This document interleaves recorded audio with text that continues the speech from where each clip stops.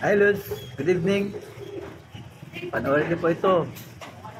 Think before you ink. Hello guys, Ito ang sabi meron niya. lang kaming payo about sa tattoos. Bago po kayo magpatato, pag-isipan nyo po muna ng maraming beses at saka pag-isipan nyo po kung yun talaga yung gusto nyo. Kasi pag pinasok nyo yung art na to, kailangan po nasa puso nyo at talagang gusto nyo siya. Dahil ang tattoo po ay panghabang buhay. Kailangan kung magpapatattoo kayo, yun po talagang may meaning, bukal sa puso, sa isip nyo, ready kayo na hindi nyo pagsisisihan dahil hindi po kayo magpatattoo dahil gusto nyo lang maging sikat, gusto nyo lang maging sikat, gusto nyo lang maging sikat,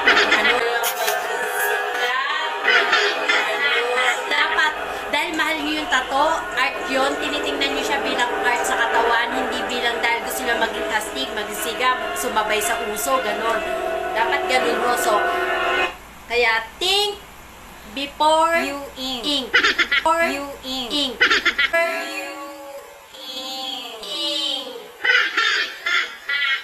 Kasi po, dapat po hindi natin pagsisisihan yan. Yes. Kasi ang Panghabang buhay po yan. Oo, ang tattoo ay hindi basta-bastang art. Dapat may alam kayo sa art.